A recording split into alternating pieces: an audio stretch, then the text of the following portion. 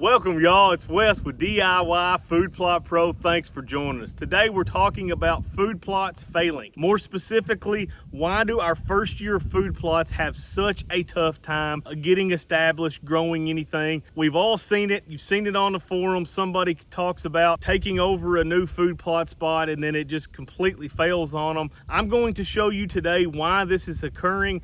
There are several reasons for this, all equally important. It's not just one thing that's doing it. These things put together that I'm going to talk about today are the reasons why our first year food plots fail. Now, I think it's worth mentioning that I'm not talking about a gigantic drought like a lot of us have faced this year. This is not what I'm talking about on this video. Obviously, if it doesn't rain for a month or two during the summer and it's 95 to 100 degrees every day, very few food plots are going to make it. I'm talking about food plots that receive adequate rainfall, maybe a little on the dry side, but for the most part receive adequate rainfall, that just don't ever seem to really get that growth like they should. So when we're first starting out a food plot, I'm going to say 95 to 98% of them are going to be something like you see behind me. They're either going to be a power line, they're going to be an abandoned ag field, or they're going to be a field in the middle of the woods that's grown up in briars and weeds, you know, like basically what you can see behind me here.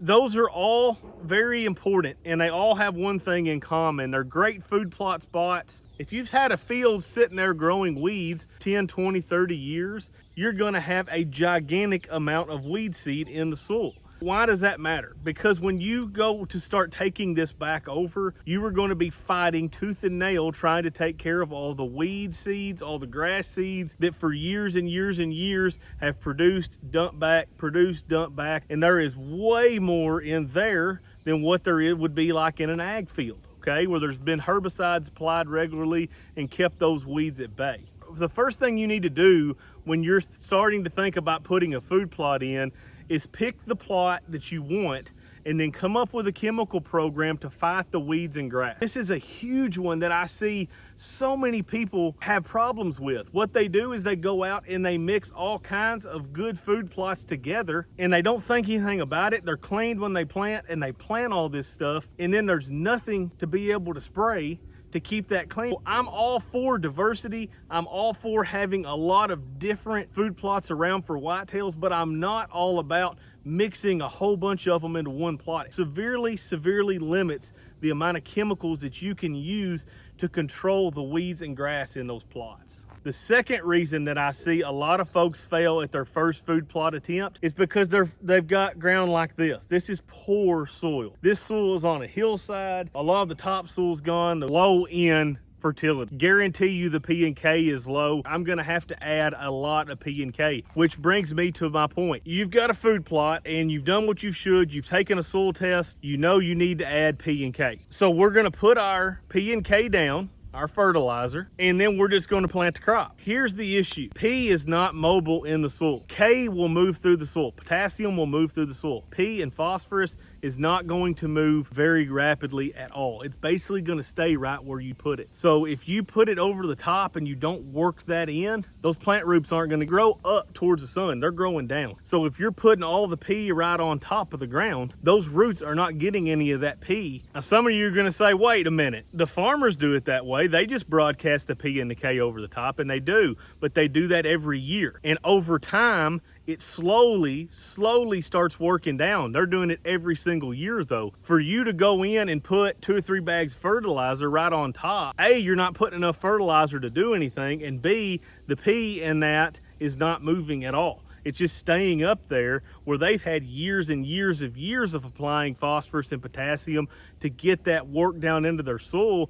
Your P is sitting there right on top of the ground and it's not going down where the roots can actually get it. This is especially a problem when you're trying to establish an alfalfa food plot, is it is a high user of phosphorus. You're establishing that plot is the time that you need to be getting your levels high, because you can work that ground, you can work that P, that K down where those nutrients need to be for that plant to be able to uptake. You put it right on top, any nutrient that's not mobile in the soil is not going to be able to move through the soil profile very rapidly. So you're going to start showing deficiencies. In a lot of your plots, it's not a big deal. Something like alfalfa, you're talking a very big deal. You can't do that or your alfalfa is going to die. Okay, the third reason, probably the biggest reason why they fail when you're dealing with ground like this, is you're not adding lime. Your pH is low. I could guarantee you that this is going to be between 5.1 and 5.4. I've taken tons of soil samples all around here. I know this ground, raised on this ground, farm on this ground, this soil is going to be 5.1 to 5.4. It basically needs 2 tons of lime per acre. It's a pain in the butt putting ag lime down. It's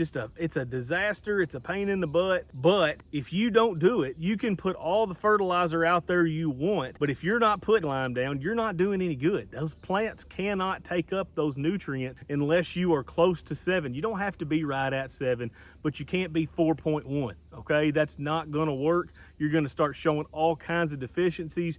You're going to get poor growth. And it's important to note that a lot of these nutrient deficiencies, while a lot of them do show bright colors, yellow, purple, a lot of them are just very lethargic growth as well. So if your crops aren't growing like you think they really should be, you may very well be deficient in some of these nutrients.